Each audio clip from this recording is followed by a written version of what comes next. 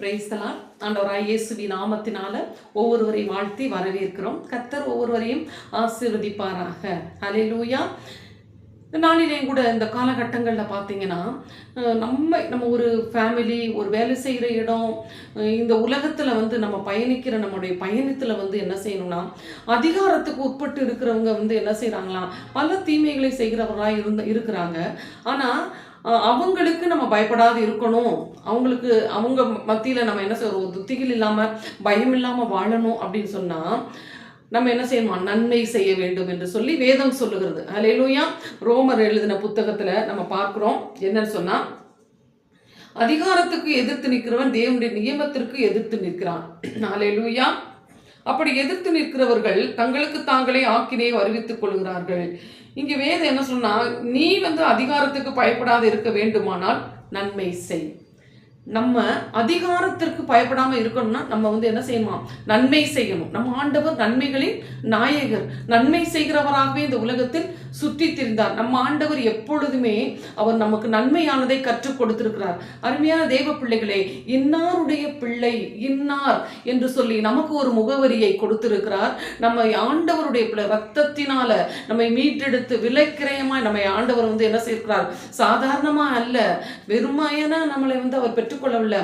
அவர் என்ன செய்கிறார், அவருடைய உயிரையே கொடுத்து இந்த பாவத்திலையும் சாபத்திலையும் அநியாயத்திலையும் அக்கிரமத்திலையும் உலகத்துல பல கிரியைகள்ல மீண்டு கிடந்த நம்மை அவர் தேடி நம்மை மீண்டெடுத்திருக்கிறார். அருமையான தெய்வ பிள்ளைகளே, அதனால நம்ம எந்த இடத்துலையுமே நம்மை ஆளுகை செய்கிறவங்க மத்தியில நம்ம நன்மை தான் செய்யணும். அவங்களுக்கு பயப்பட வேண்டாம். அவங்களுடைய துர்க்கிரியைகளை, அவங்களுடைய கங்கணம் கட்டி திரிகிற பொல்லாத சத்துருவினுடைய கிரியைகளின் ஆளுகைக்குள்ள இருக்கிற மக்களை பார்த்து நம்ம பயப்படவே கூடாதுங்க.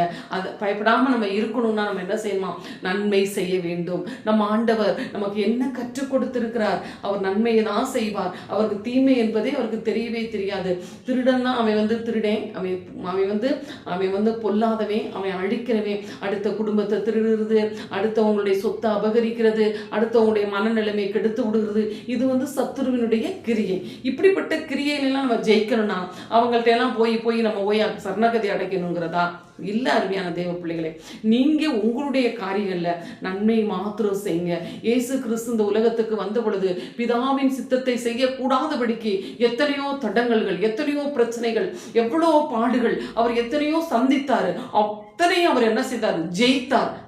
காரணம் என்னன்னா, அவர் எப்பொழுது என்ன செய்தார், ஜெபம் பண்ணுகிறவராய் காணப்பட்டார். அவர் ராம் முழுவதும் ஜெபம் பண்ணாரு, மலையில போய் ஜெபம் பண்ணாரு, தனியா போய் என்ன செய்தாரு, கடற்கரையில் போய் ஜெபம் பண்ணாரு, கெச்சமேனை போய் ஜெபம் பண்ணாரு. இதே மாதிரி நம்மளுடைய வாழ்க்கையில நம்முடைய பிரச்சனைகளையும், நம்மளை துன்பப்படுத்துகிற, நம்மளை துக்கப்படுத்துகிற, நம்மளை வேதப்படுத்துகிற ஜனங்களை நம்ம ஜெயிக்க வேண்டுமானால் அவர்களுக்கு என்ன செய்யணும், நன்மை செய்ய வேண்டும். நாம நன்மைகளின் நாயகர் நம்மளோடு இருக்கிறபடினால நம்ம என்ன செய்யணும், அப்படிப்பட்ட அதிகாரத்தில் இருக்கிறவங்களுக்கு நம்ம ஜெபம் பண்ணி தேவனுடைய வல்லமையினால ஜெயிக்கிறவர்களாய் காணப்பட வேண்டும். அல்லேலூயா.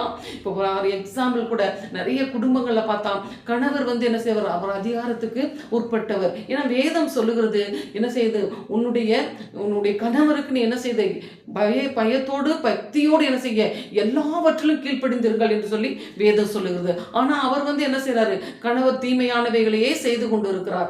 அந்த தீமையான மனிதனை நம்ம வெல்ல வேண்டுமானால் நம்முடைய வாழ்க்கையில் நம்ம என்ன செய்யணும்னா நன்மை செய்ய வேண்டும். அந்த மனிதனுக்கு என்ன செய்யணும், கணவருக்கு செய்ய வேண்டிய கடமைகளை கர்த்தர் நமக்கு கற்றுக் கொடுத்திருக்க வேண்டியவர்களை கட்டாயம் நம்ம செய்யதான் வேணும்.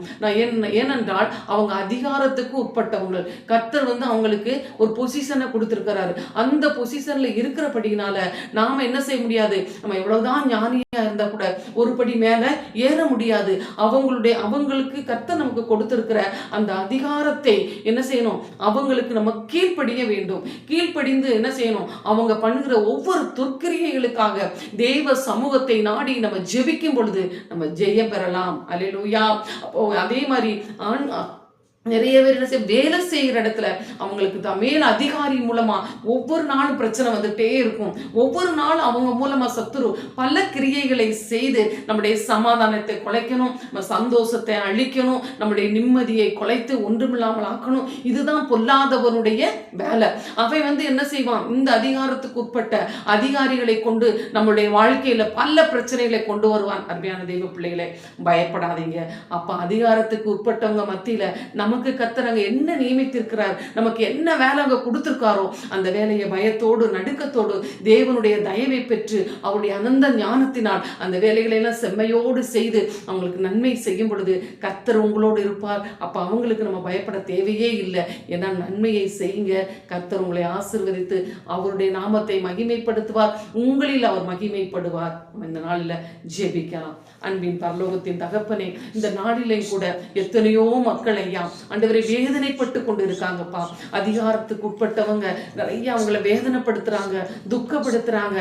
அவங்களுக்கு கொடுக்கப்பட்ட அதிகாரத்தை துஷ்பிரயோகம் பண்ணிட்டு இருக்காங்க. ஆண்டவரே, பரலோகத்தின் ராஜாவே, ஆண்டவரே, ஒவ்வொரு பிள்ளைகளையும் இப்படிப்பட்ட மனிதர்களுடைய சதி வலைகளிலிருந்து நீர் விடுதலை பண்ணுவீராக. பொல்லாங்கன் கையில் அகப்பட்டு கூடாது ஆண்டவரே. உங்களுடைய ஞானம், உங்களுடைய கிருபை, உங்களுடைய இரக்கத்தை உங்களுடைய பிள்ளைகள் மேல ஊற்றி இயேசுவின் நாமத்தினால ஒவ்வொருவரையும் நீர் பாதுகாத்துக் கொள்ளுங்க.